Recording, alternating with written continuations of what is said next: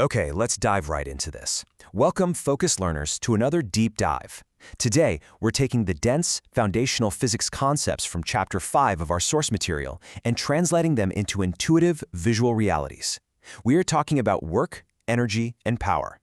Our goal in this explainer is to take these massive, universal concepts and break them down into a structured, crystal-clear flow. So, whether you're prepping for a physics exam or you're just endlessly curious about how the universe perfectly balances its checkbook, you are absolutely in the right place. Here's our visual syllabus for today. We're going to progress logically through 6 parts. 1. Everyday words, precise meanings. 2. The math of vectors. 3. Work and kinetic energy. 4. The work-energy theorem. 5. Conserving mechanical energy. And finally, 6. Springs, power, and beyond. All right, let's get into it. Starting off with Section 1, Everyday Words, Precise Meanings. Let me hook you right away with a question. Does studying for a grueling exam actually constitute work? I mean, you might sit at a desk for 6 hours, poring over textbooks, and feel absolutely exhausted by the end of it. But does that mental exertion count as work in the eyes of physics? We'll notice the stark contrast here between everyday language and the strict physics definition. In our daily lives, a farmer plowing a field, a construction worker carrying heavy bricks, and a student cramming for a test are all working.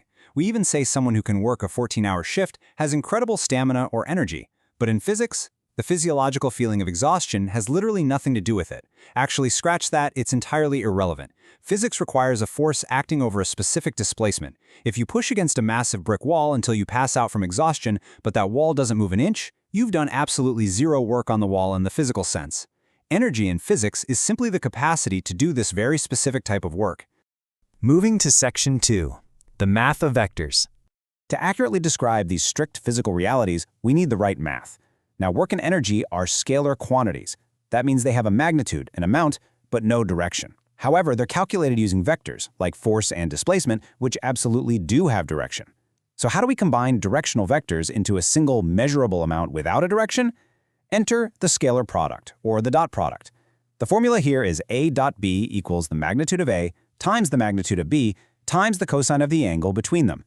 Geometrically, it's really just multiplying the magnitude of one vector by the component of the other vector that points in the exact same direction. These are the key laws of the scalar product. It obeys the commutative law, so order doesn't matter. It obeys the distributive law too. But the absolute most crucial takeaway here is this. If vectors A and B are completely perpendicular to each other, the angle is 90 degrees, right? Well, the cosine of 90 is 0. So what does that mean? It means a force acting completely perpendicular to an object's motion does absolutely zero work on it. None.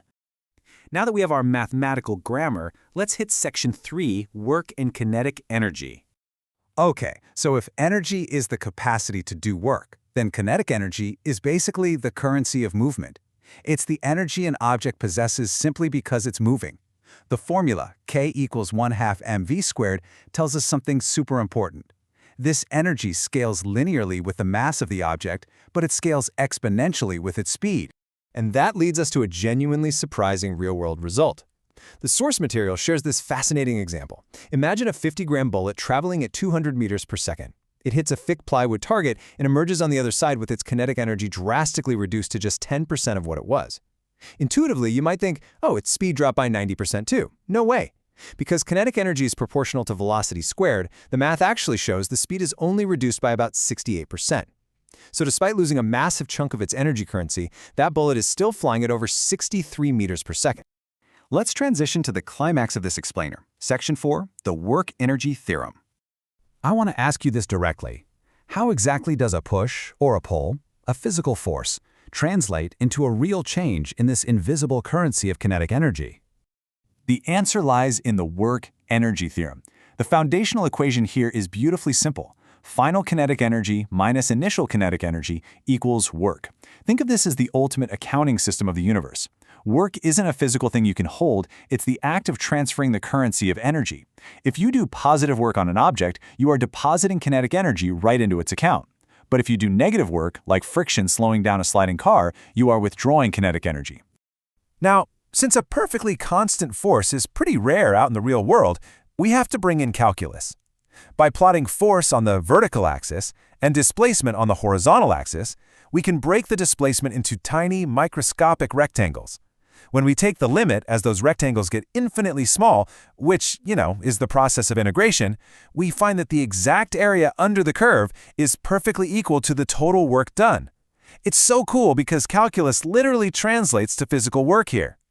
Having established how energy transfers, let's look at where it goes in Section 5, Conserving Mechanical Energy. To understand stored energy, we first have to define what a conservative force is.